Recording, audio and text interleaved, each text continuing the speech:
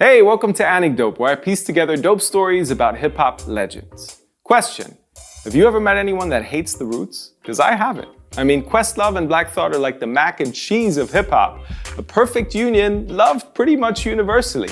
But believe it or not, there was a time when the legendary Roots crew had beef with rap's elite, in particular with Biggie and Nas. What sparked the beef, you ask? A provocative music video. Let's get into it. Okay, so it's early 1997 and hip-hop is at a crossroads. There's a growing divide between commercial and underground rap artists. There was a hip-hop apartheid going on between the haves and the have-nots. In this debate, the Roots fall firmly on the conscious side of the spectrum. On their second official album, Illadelph Half-Life, the group openly criticizes the commercialization of hip-hop. The principles of true hip-hop have been forsaken. It's all contractual and about money making. The music video that accompanies the album's third single, entitled What They Do, is a tongue-in-cheek parody of cliches from commercial rap videos, complete with rented mansions, champagne, nocturnal car rides, and the obligatory butt-shaking models in bikinis. When the finished product came, it was hilarious, but it was also seen as a shots fired moment. Of all the artists to feel provoked, none is more offended than the Notorious B.I.G. Partly because he himself is a Roots fan. Big, he was a huge Roots fan. Yeah.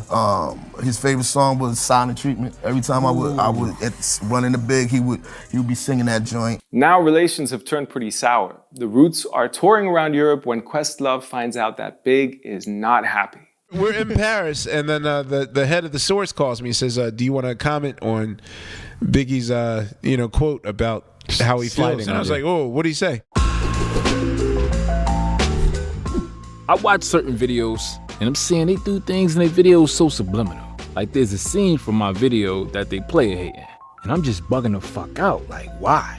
The scene that Biggie's referring to here is a one-to-one spoof of a shot from Big's One More Chance video with Black Thought taking Big's role.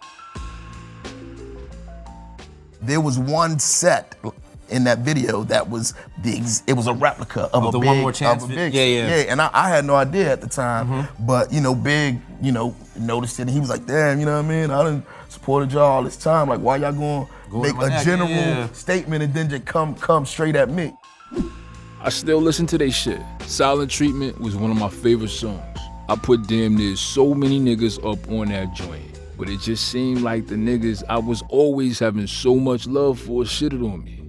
Questlove maintains that the One More Chance reference was not their idea and that it simply slipped through the cracks. The one area the Roots are never involved with is like our visuals. And it wasn't until later that we realized there was a Biggie One More Chance reference in there. On the set, it didn't look like that. It didn't transfer to me like, oh, we're taking a direct pot shot at Biggie. In response to The Source and their request for statement, Questlove writes an entire essay to make the Roots' position clear and to squash the beef. Sadly, it doesn't reach Biggie in time. I wrote this beautiful manifesto, called The Source and said, okay, I'm ready to send the response to Biggie thing, op-ed. And they're like, oh God, you didn't hear what happened, did you? Holy shit. And I was like, what are you talking about? He's like, Biggie's dead. And that killed me. Like, that. Yeah, you guys always had to deal with the fact that you never made it completely right. I never made it right. Biggie isn't the only top-tier MC to take What They Do personally. According to rapper and podcast host Nori, Nas was convinced the video was in fact aimed at him. You remember What They Do?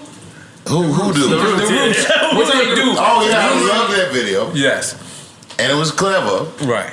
I remember me and Nas having a meeting and him saying, that is about me. Y'all had a meeting about this? I'm saying you're bugging, son. This is not about you at all. At the time of the music video's release in early 1997, Nas chooses not to react. But 5 years later, at the height of his now legendary beef with Jay-Z, this happens. The Roots agreed to be Jay-Z's live band for his MTV Unplugged concert. During their rendition of Takeover, Jay-Z's diss track against Nas, Questlove and co break into a cover of Nas's Uchi Wally.